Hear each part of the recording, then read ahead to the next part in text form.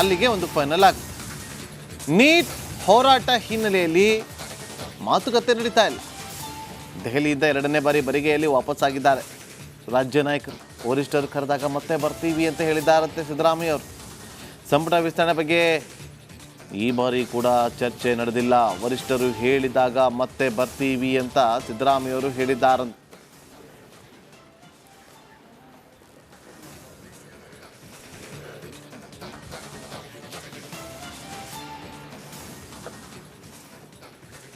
Sir next visit ಯಾವಾಗ sir? At least ಕರೆದ್ರೆ ಅಷ್ಟೇ.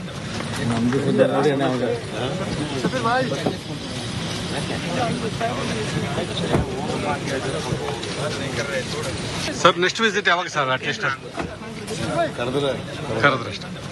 ಮಾಹಿತಿಯನ್ನು ಕೊಡೋದಕ್ಕೆ ನಮ್ಮ ಪ್ರತಿನಿಧಿ ಹನುಮಂತು ಮತ್ತೊಮ್ಮೆ ನೇರ ಸಂಪರ್ಕದಲ್ಲಿ ಜಾಯ್ನ್ ಆಗಿದ್ದಾರೆ. ಹನುಮಂತು, ವಾಪಸ್ ಬರಿಗೈಯಲ್ಲಿ ಬಂದಿದ್ದಾರೆ ಅನ್ನೋದು ಮಾಹಿತಿ, ಆದರೆ ಕೇವಲ ಈ ಕ್ಷಣಕ್ಕೆ ತಪ್ಪಿಸಿಕೊಳ್ಳುವಂಥ ಪ್ರಯತ್ನಗಳು ನಡೀತಾ ಇದೆಯಾ ಅಥವಾ ನಿಜವಾಗ್ಲೂ ಬರಿಗೈಯಲ್ಲಿ ವಾಪಸ್ ಬಂದಿದ್ದಾರಾ ಹನುಮಂತು?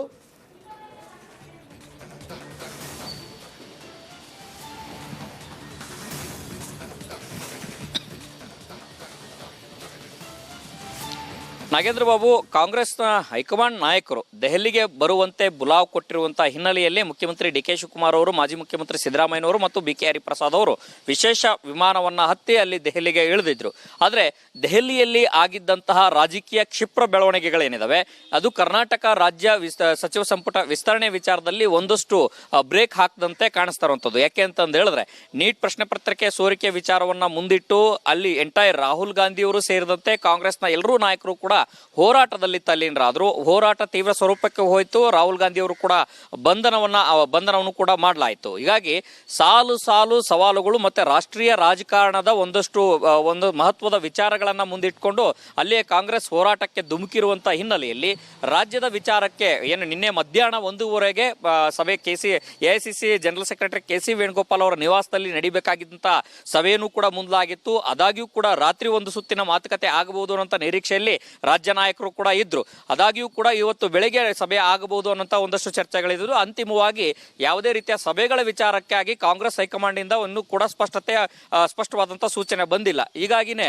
ಸದ್ಯದ ಬೆಳವಣಿಗೆಗಳನ್ನು ನೋಡಿದ್ರೆ ಈ ಒಂದು 2 ದಿನಗಳಲ್ಲಿ ಯಾವುದೇ ರೀತಿಯ ಬೆಳವಣಿಗೆಗಳು ಆಗೋದಿಲ್ಲ ಅನ್ನುವಂಥ ಚಿಂತನೆಯಲ್ಲಿ ಮುಖ್ಯಮಂತ್ರಿ ಡಿ ಕೆ ಶಿವಕುಮಾರ್ ಅವರು, ಮಾಜಿ ಮುಖ್ಯಮಂತ್ರಿ ಸಿದ್ದರಾಮಯ್ಯನವರು ಮತ್ತೆ ಬಿ ಕೆ ಹರಿಪ್ರಸಾದ್ ಅವರು ಈಗ ರಾಜ್ಯದತ್ತ ವಾಪಸ್ ಆಗ್ತಾ ಇದ್ದಾರೆ ಅನ್ನೋಂಥ ಮಾಹಿತಿಗಳು ಲಭ್ಯ ಆಗ್ತಾ ಇರುವಂತದ್ದು. ಆದ್ರೆ ಈಗ 3 ಜನ ಕೊಟ್ಟಂತ ಪಟ್ಟಿ ಹೈಕಮಾಂಡ್ ಮುಂದೆ ಇರುವಂತಹ ಹಿನ್ನೆಲೆಯಲ್ಲಿ ಜೊತೆಗೆ ರಾಹುಲ್ ಗಾಂಧಿ ಅವರ ಗಮನಕ್ಕೆ ತಂದು ಯಾವುದೇ ಕ್ಷಣದಲ್ಲೂ ಬೇಕಾದರೂ ಕ್ಯಾಬಿನೆಟ್ ಅಂತಿಮ ಮಾಡಬಹುದು ಅನ್ನುವಂಥ ಚರ್ಚೆಗಳು ಈಗ ಪಕ್ಷದ ವಲಯದಲ್ಲಿ ನಡೀತಾ ಇದೆ. ಆದರೆ ಆ ಒಂದು ಏಕಾಏಕಿಯಾಗಿ ರಾಜ್ಯದ ನಾಯಕರು ಅಭಿಪ್ರಾಯಗಳನ್ನ ಕ್ರೋಢೀಕರಿಸಿಕೊಂಡಿದ್ದಾರೆ. ಈಗ ಏಕಾಏಕಿಯಾಗಿ ಪಟ್ಟಿಯನ್ನ ಬಿಡುಗಡೆ ಮಾಡ್ತಾರೋ ಅಥವಾ ಅನೌನ್ಸ್ ಮಾಡ್ತಾರೋ, ಯಾರಿಗೆ ಸಚಿವ ಸ್ಥಾನ ಕೊಡಬೇಕು ಅನ್ನುವಂಥದ್ದು ಅನೌನ್ಸ್ ಮಾಡ್ತಾರೋ ಅಥವಾ ಮತ್ತೊಮ್ಮೆ ರಾಜ್ಯದ ನಾಯಕರನ್ನ ಕರೆಸಿ ಮತ್ತೊಂದು ಸುತ್ತಿನ ಮಾತುಕತೆಯನ್ನ ಮಾಡಿ ಅಂತಿಮವಾಗಿ ಪಟ್ಟಿಗೆ ಮುದ್ರೆಯನ್ನು ಒತ್ತುತ್ತಾರೋ ಅನ್ನೋಂಥದ್ದು ಕೂಡ ಕಾದು ನೋಡಬೇಕಾಗಿದೆ. ಆದ್ರೆ ಒಂದಂತೂ ಸತ್ಯ, ನಿನ್ನೆ ಮುಖ್ಯಮಂತ್ರಿಗಳ ಕಚೇರಿಯಿಂದನೂ ಕೂಡ ಲೋಕಭವನಕ್ಕೆ ಒಂದು ಸಂದೇಶ ರವಾನೆ ಆಗಿತ್ತು, ಎಲ್ಲ ರೀತಿಯ ಸಿದ್ಧತೆಗಳನ್ನು ಮಾಡಿಕೊಳ್ಳಿ ಅಂತ. ಆದರೆ ರಾಷ್ಟ್ರ ರಾಜಕಾರಣದಲ್ಲಿ ಆದಂತಹ ಒಂದಷ್ಟು ಕ್ಷಿಪ್ರ ಬೆಳವಣಿಗೆಗಳು, ಹೋರಾಟಗಳ ಹಿನ್ನೆಲೆಯಲ್ಲಿ ಕಾಂಗ್ರೆಸ್ನ ವರಿಷ್ಠರು ಎಐಸಿಸಿ ಅಧ್ಯಕ್ಷ ಮಲ್ಲಿಕಾರ್ಜುನ್ ಖರ್ಗೆ ಅವರು ರಾಜ್ಯಸಭೆಯಲ್ಲಿ ವಿರೋಧ ಪಕ್ಷದ ನಾಯಕರಾಗಿದ್ದಾರೆ. ರಾಹುಲ್ ಗಾಂಧಿ ಅವರು ಲೋಕಸಭೆಯಲ್ಲಿ ವಿರೋಧ ಪಕ್ಷದ ನಾಯಕರಾಗಿದ್ದಾರೆ. ವಿರೋಧ ಪಕ್ಷದ ನಾಯಕರುಗಳು ಆಗಿಯೇ ಅಧಿಕೃತವಾಗಿ ಕೇಂದ್ರ ಸರ್ಕಾರದ ವಿರುದ್ಧ ಒಂದು ಸಮರ ಸಾರುವ ಹೊತ್ತಿನಲ್ಲಿ ಕರ್ನಾಟಕದ ವಿಚಾರದಲ್ಲಿ ಒಂದಷ್ಟು ಕ್ಯಾಬಿನೆಟ್ ವಿಚಾರದಲ್ಲಿ ಏನು ವಿಸ್ತರಣೆ ಮಾಡುವಂತಹ ವಿಷಯದಲ್ಲಿ ಒಂದು ಸಮಯ ಕೊಡ್ಲಿಕ್ಕೆ ಆಗಿಲ್ಲ. ಈ ಹಿನ್ನೆಲೆಯಲ್ಲಿ ಆಗ್ತಾ ಇಲ್ಲ ಅನ್ನುವಂಥಗಳು ಅಭಿಪ್ರಾಯಗಳಿಗೆ ಮೂಡ್ತಾ ಇರುವಂಥದ್ದು. Nagendra Babu. Okay, thank you Hanumanthu ನಿಮ್ಮೆಲ್ಲ ಮಾಹಿತಿಗಾಗಿ.